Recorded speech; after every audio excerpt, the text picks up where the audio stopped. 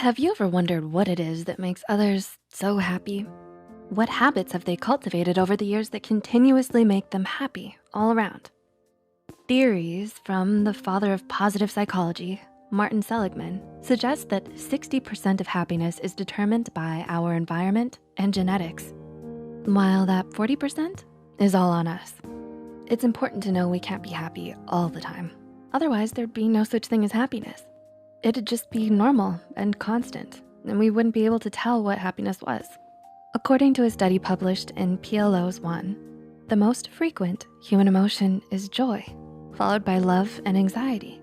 People experience positive emotions 2.5 times more often than negative emotions, but also experience positive and negative emotions simultaneously, relatively frequently.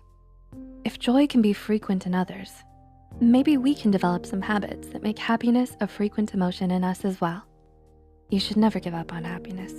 So, to help you on your journey to joy, here are 10 helpful habits of happy people. Number 1, accept the positives in life. We often look past what is good in our lives and focus on the negative. We ruminate on the worst scenarios when instead we should always imagine what good can come from a situation.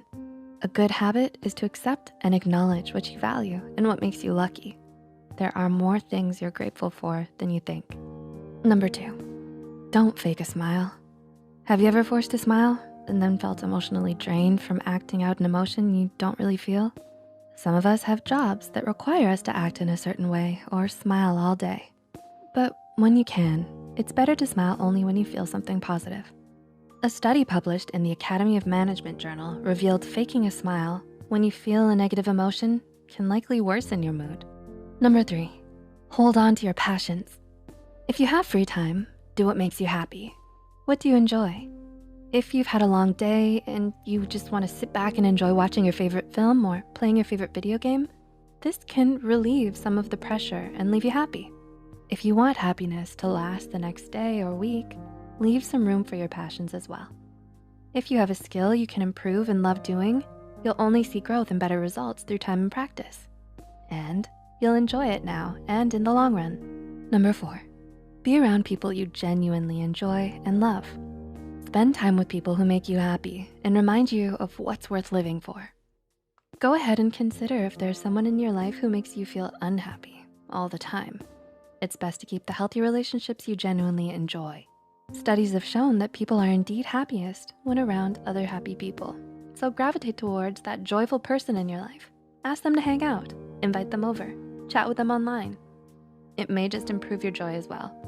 Number 5, give back. Volunteer work has been found to improve mental health as well as physical health. So it's always a good idea to give back to others, not only for their happiness, but for yours as well. People who give experience the helper's high, according to researchers. This is a euphoric state that can be activated when one acts in a charitable way. This euphoria is due to the reward center in our brains being triggered by the charitable act. It's very similar to a drug-induced high. Number 6, enjoy simplicity. Think about the little moments in your life that make you smile. Simple pleasures, nothing too big. Can you think of them? Go ahead, I'm waiting. Yeah, you got one?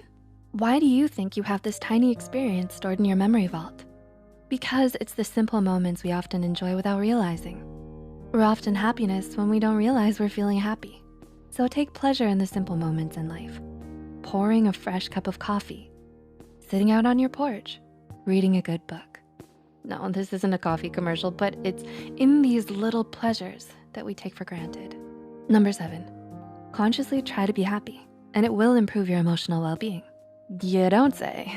Yeah, I know this sounds obvious, and many of us have tried, but according to research, this may just work for you. 2 studies published in the Journal of Positive Psychology found those who actively tried to feel happier during their study reported positive moods at the highest level out of the subjects. Number 8, find purpose in your life. What is the meaning of life? What does it all mean? The purpose of life isn't what you should be entirely focused on. Instead, you should explore what your purpose in life is. Happy people are driven by their purpose. This is something they decide, and it's something that makes them happy. The possibilities are endless. What do you enjoy? How can you incorporate that into your purpose of life? Number 9, practice resilience. You may be thinking the opposite of depression is happiness, but not according to psychologist Peter Kramer. Kramer suggests resilience is the opposite of depression, not happiness. The truth is, even the happiest of people have faced hardships, and worries and struggles still exist for them. Everyone is bound to fall into the hole of sadness every now and then, but the happiest people foster resilience and climb out of that hole despite how deep it may seem. Be prepared for struggles, but be prepared to fight back, no matter what. And number 10, they value real conversations. Cut the chit chat, let us talk about something real. What feelings do we want to express? What are we holding back? What makes us excited, passionate, happy? Talk about these things. One of the top 5 regrets of those dying is that they wish they'd had the courage to express their feelings throughout their life. A study published in Psychological Science further shows this habit is a must. Researchers found that individuals who take part in substantive conversation as opposed to small talk and unimportant topics had more feelings of satisfaction. So when you're feeling gloomy about the weather, it's not because it's raining, it's because you're talking about the weather. When in doubt, the meaning of life is always a great conversation starter.